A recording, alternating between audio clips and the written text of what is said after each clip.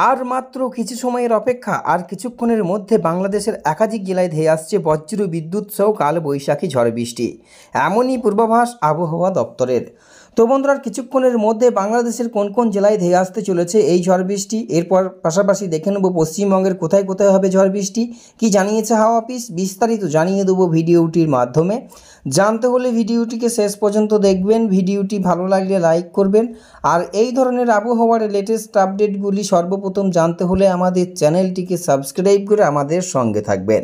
ভিডিওটি এই মুহূর্তে কোন জেলা থেকে দেখছেন, সেখানকার আবহাওয়া কেমন রয়েছে, ভিডিওর কমেন্ট বক্সে কমেন্ট করে জানাবেন।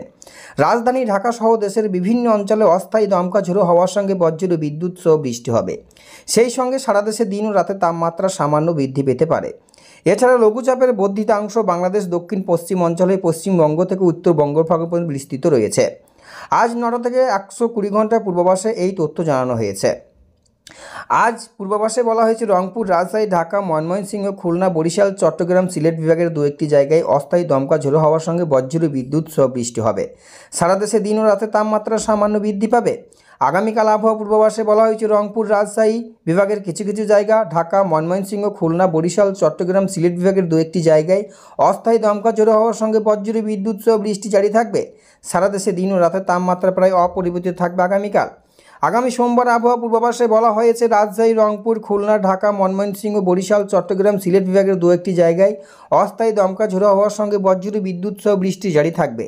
সারা দেশে দিন ও রাতে তাপমাত্রা সামান্য বৃদ্ধি পাবে বলে পূর্বাভাসে জানানো হয়েছে বাংলাদেশ আবহাওয়া অধিদপ্তরের তরফে। এবার দেখে নেব পশ্চিমবঙ্গের আবহাওয়া। আজ দক্ষিণের একাধিক জেলায় ঝড় বৃষ্টি ও কালবৈশাখী সম্ভাবনা। অত্যন্ত বুধবার কিংবা বৃহস্পতিবার অবধি এই পরিস্থিতি চলবে বলে জানিয়েছে হাওয়া অফিস। তবে আগামীকাল পর বেশ কয়েক জেলায় ঝড় বৃষ্টির সম্ভাবনা রয়েছে। আজ কলকাতা সহ দক্ষিণের প্রত্যেকটি জেলায় ঝড় বৃষ্টির সম্ভাবনা প্রবল। বজ্র বিদ্যুৎ সহ বৃষ্টির সঙ্গে বয়ে যেতে পারে ঝোড়ো হাওয়া। হাওয়া অফিস জানিয়েছে দক্ষিণবঙ্গের বিভিন্ন জেলায় ঘন্টায় 40 কিলোমিটার গতিতে ঝোড়ো হাওয়াও বয়ে যেতে পারে। কোথাও কোথাও সেই বেগ পৌঁছাতে পারে 50 কিলোমিটার পর্যন্ত। সাধারণ মানুষকে সতর্ক থাকার পরামর্শ দেওয়া হয়েছে। উত্তরবঙ্গের বিভিন্ন জেলাতেও রয়েছে ঝড় বৃষ্টির সম্ভাবনা, বইতে পারে দমকা ঝোড়ো হাওয়া।